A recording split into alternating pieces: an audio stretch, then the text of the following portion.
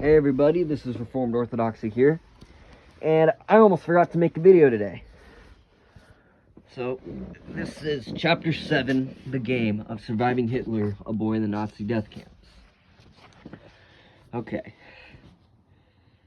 Chapter 7, The Game. He woke up the next morning covered with lice. Wherever he normally had hair, they were burrowing into his skin and making him itch. He checked his blanket and found that it was infested. He hurried with Aaron to the showers. They stood in a long line. Finally, they reached the dribbles of water from a spigot that passed for a shower. The whole time, they were harassed by capos to hurry along. Aaron showed Jack how to rinse out his uniform quickly. It felt clammy on his skin and dried stiff.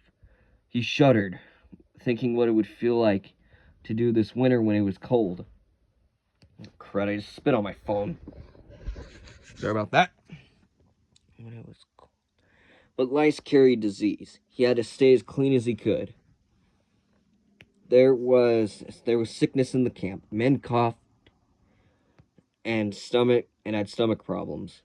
He heard rumors of typhus and dysentery in other camps. But both diseases caused much misery and could be fatal. What if they spread here?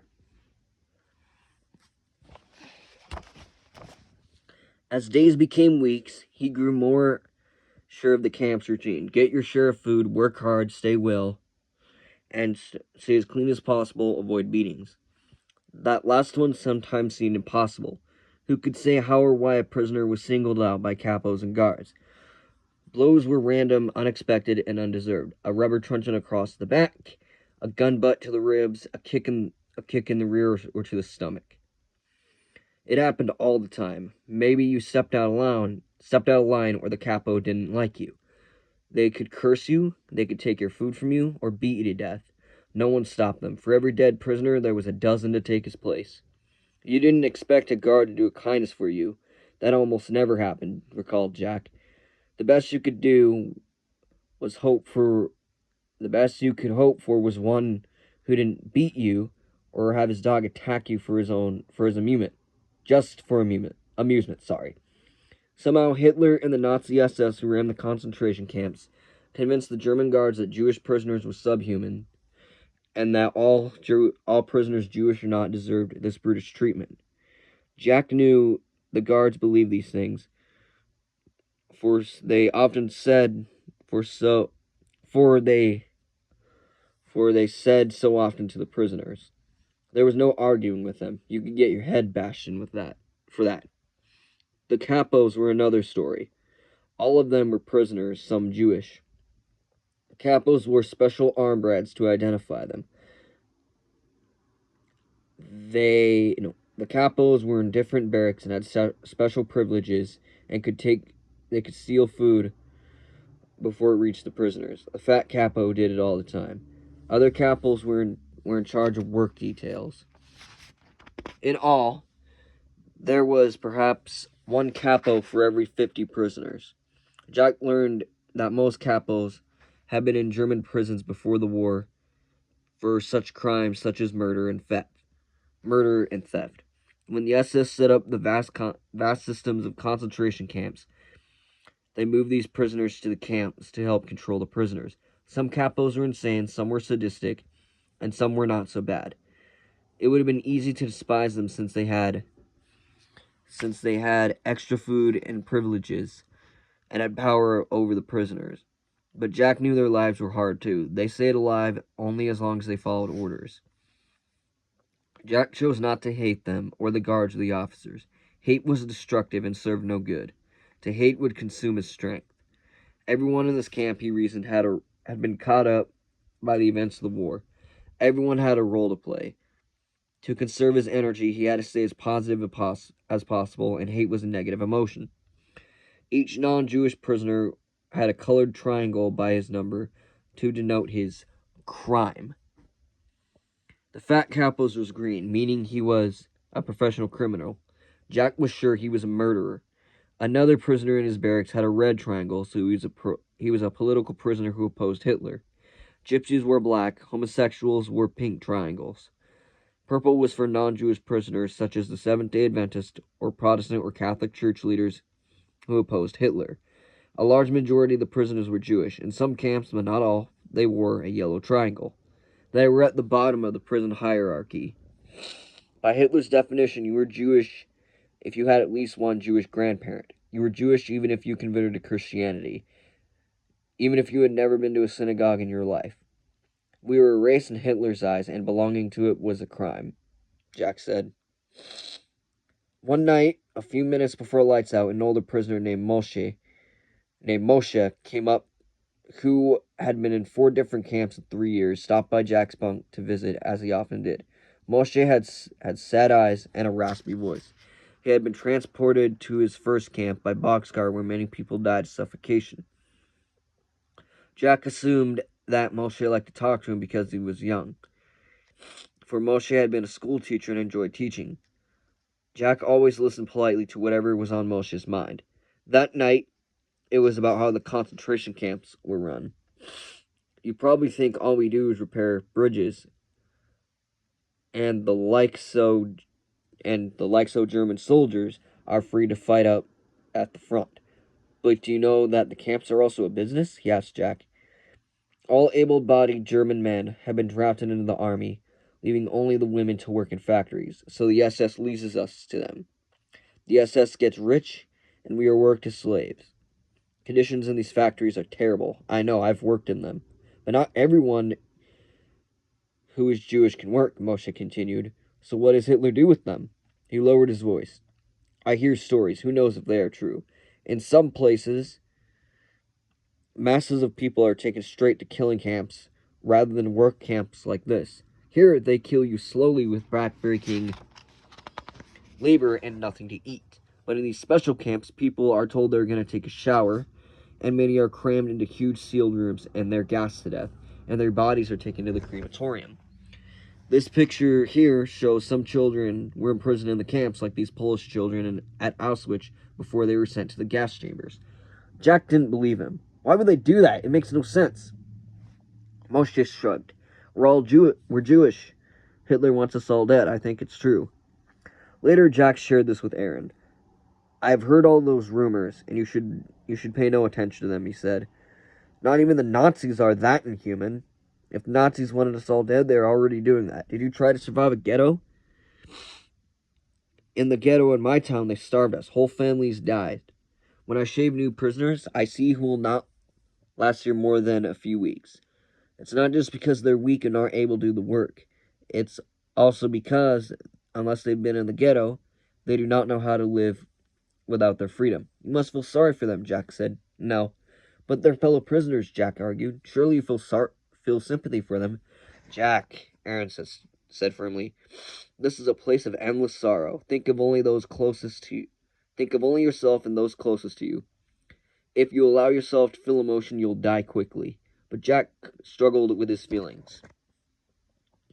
Most of the men around him were slowly starving to death. They were filthy and sick. Some muttered to themselves.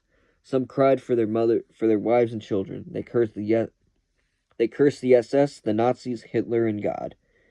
Yet others, like Aaron, stayed strong and helped others whenever they could. Sometimes Aaron could get extra food and did not have to do heavy outside labor, but his survival depended on something more than that. What was the secret of staying strong? One day, as Aaron cut Jack's hair, he told him, think of this as a game, Jack. Above all else, do not take personally what is happening to you. Play the game right, and you might outlast the Nazis. Play the game, Jack thought. He had done that very thing back at his uncle's village. Find extra food so you don't starve to death. When you come across a field, keep your eyes open for a potato or a carrot, anything edible. Jack learned about other rules and well. Do what you're told, never call attention to yourself, help your friends. Because you can't survive without them. Stay healthy. Each morning after drinking the thin soup, do what you can to clean up, even though you only have a trickle of water, no soap, no towel, no scissors, no toothbrush. If you have a toothache, either learn to tolerate the pain or pull the tooth. See the barbers for monthly haircuts, and endure the torture of periodic disinfecting to kill lice, even though you will soon have them again. It is a game. Think of it that way. But the consequence for a false move is death. If you showed up for roll call with so much as a bandage on, you could be ordered aside and later killed.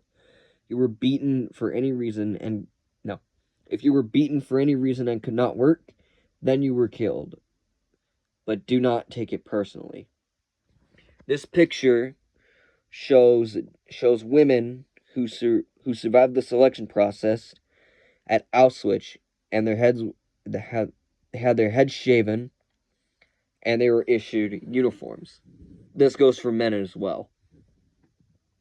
This went for men as well. Sorry. After 6 months in the Black Hammer concentration camp, Jack was thin but still healthy. He learned to tolerate lice, no matter how cold and unpleasant it might be.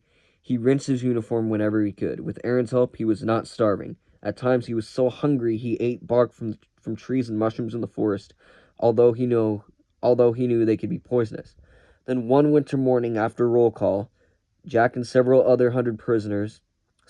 hundred other prisoners were held back while others were marched off to work. Without explanation, they were loaded onto trucks and driven away from the camp.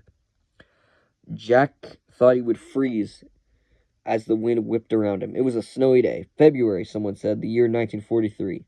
Someone else said. Word went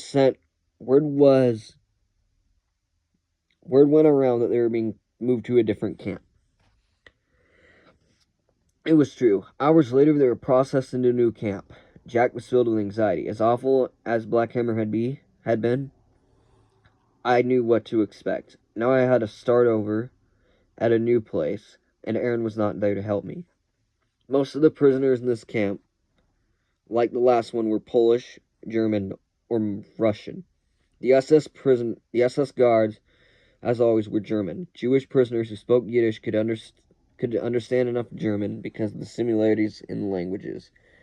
Most Poles already knew German. The Russians quickly learned what they needed to know. In this camp, instead of having individual bunks in the endless rows of numbered barracks, 8 prisoners had to crowd together at night on each of the 8-foot wide 3-tiered wooden platforms that lined the walls. There were no mattresses. At least all those bodies provided a little heat because the nights could get very cold and our wooden barracks were unheated, Jack said. If you had to go to the bathroom in the night, you use your food can. Yeah. The toilets were outside in the open in the freezing cold. If you were caught in the beam of the searchlights of the guard tower, a guard would try to shoot you. So you use your can, and in the morning you dump the can, then you used it for your soup. You had no choice. Food was as bad as in the last camp. But here there were no showers, no way to stay clean or rinse out your uniforms. When typhus broke out in the camp, it quickly spread. Jack caught it and had fever, chills, and a terrible cough. He dragged himself to roll call using all his strength and determination, continued to work. Many prisoners, including some in his barracks, became delirious and died. Each morning the dead were carried out, and by night new prisoners were in their places on the platforms. Black smoke belched from the camp crematorium for hours every day. It took Jack a long time to feel he was over the illness. Other prisoners said he was lucky and he would never get it again. That was a mild case like an inoculation.